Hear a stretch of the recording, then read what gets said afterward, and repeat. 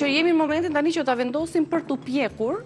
Pakës vaj, e shikoni i marinova makaronat, po të doni ju mund t'i kaloni në skuqje, por për të evituar atë yndyrën, unë e marrë dhe e vendos në furrë. Më krokante bëhen në furrë. Kështu që zonja që na telefoni mos mërzit, përsëri do t'i lexoj dhe me zë përbërësit. Bëheni këtë recetë se është shumë e thjeshtë dhe e shijshme. Përfshin edhe karbohidratet, edhe perimet në të. Dhe e lë paksa veç mas këtë recetë. Pra, unë pres që të më bëhen makaronat. Që mos të vëmendja mos të shpërndahet, le të vite receta e dytë.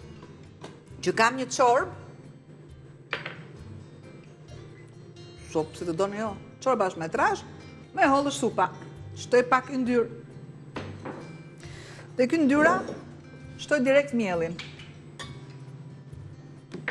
Mielli që më duhet ta ka urdhis. Vajin e di që e kam shtuar pak.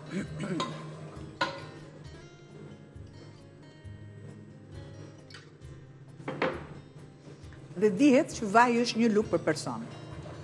Nëse ju më shikoni që unë e hedh kështu, normalisht ka metalonin matë syrin. Pra do një lugë gjelle për person. E lën mielin derisa të në thojza të zjej. Në thojza. Sepse zjerja një është edhe skuqja direkt derisa aroma e miellit të shpërndahet, që do të thotë që merru me mua. Ajo na duhet, pra, ajo aromë na duhet për ta vazhduar gatimin. Kosin. Ja, kosin e kemi këtu. Jam këtu. Ma e të madhe këtu se s'ka gjë se po i shtoj një vezë.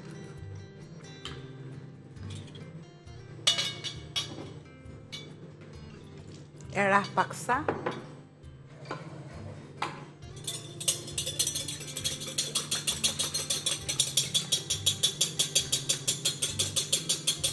Kemi zjerë pak oriz, tani shtuam një Rezovital.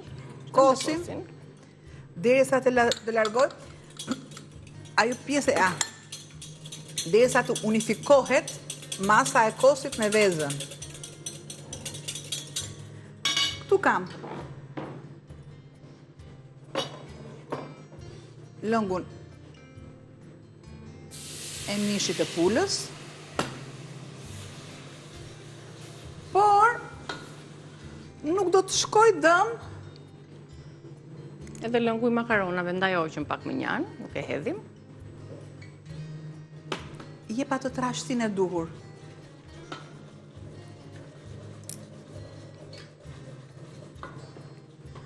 Do të shtoj të gjithë masën e lëngut që kam këtu.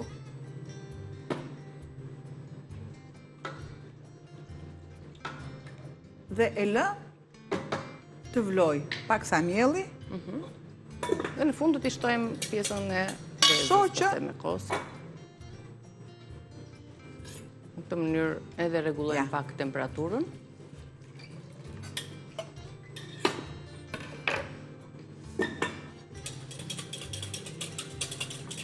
E lëm të zjej dhe ndërkohë që të mos marrim dhe kohë tjetër, aty shtove dhe plur, hudhre, piper, krip.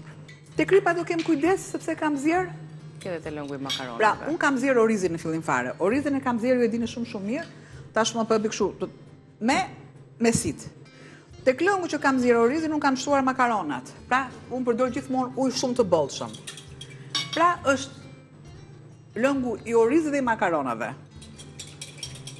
Normalisht orizin pas e kam shplar mirë, më pas e kam lënë që të zjej në ujë të ftohtë dhe avash. Atë ujë e kam shtuar dhe kam zjerë makaronat, gjë që ja ku është rezultati.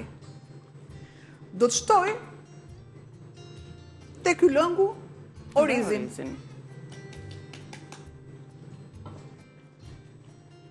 Orizin që nuk na merr dhe kohë në zjerje, se e kam marrë kohën e vet. Pra, e kam para zjerë, por shumë pak. Shumë pak. Gjë që këtu do të shtoj edhe ujin e makaronave. Ujin që kam zjerë. Tani është momenti ta lëmë të marrë vaj. Makarona dhe oriz bashk. Po. të ketë atë trashësinë e duhur, prandaj unë shtoj vetëm një vezë, në të kundërt ju mund të shtoni vetëm të verdhen e vezës, dhe i lë paksa më njanë që unë të merrem avash, unë të merrem me pasi të kthehemi shpërbërjen e mishit, pozicionohem te supa që e lam për gjys. Pra, e lëm të zihej mirë derisa orizit të shpërthejë dhe të duket kjo mas. Unë kam vendosur biles oriz kokërgjat kam vendosur.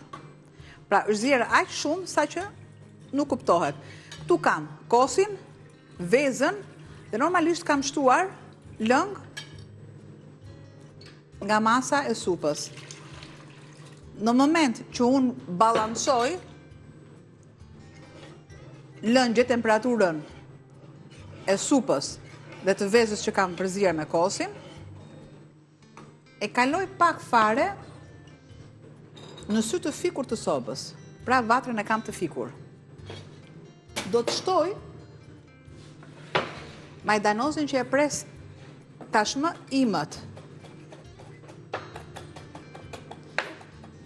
Pra kam fikur nxehtësinë, nuk më duhet nxehtësia dhe e dim shumë mirë që në moment që ne kemi në nxehtësi, ena e ruan nxehtësinë. Normalisht është në varësi të enëve që ne përdorim. Nëse bakrin kemi bakër, gjë që shumë e vështirë që të përdorim bakrin, e ruan 100% nxehtësinë dhe vazhdon vlimi. Në këto tenxhere tona, që përdorim në përgjithësi, nuk flas as për enë guri, po flas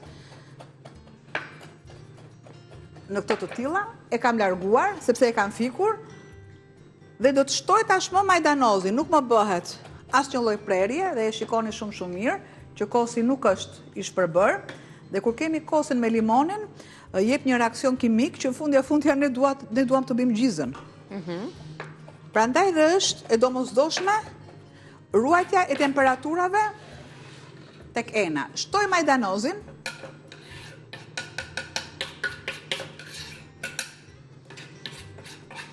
dhe e lë sërish këtë talier sepse do më duhet sërish unë të pres majdanoz. Është dhe në trashësinë e durë, çorba. Normalisht, duke qëndruar, trashësia e saj do të jetë, do trashet akoma dhe më tepër, prandaj këto lloj suprash, çorbash konsumohen të vakta, as të ftohta jo. Shpeshherë ne marrim, i vendosim në frigorifer. Mos harroni, vezën për shembull keni edhe një problem te vezët. Marrim vezët dhe i vendosim në frigorifer. Është gabimi më i madh kur ne vezët i përdojmë në frigorifer. Përse?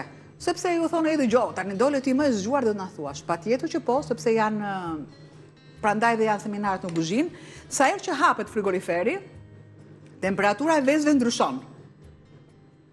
Pra, jo më kot, kur shkojmë dhe blejmë vezët nuk janë në frigorifer.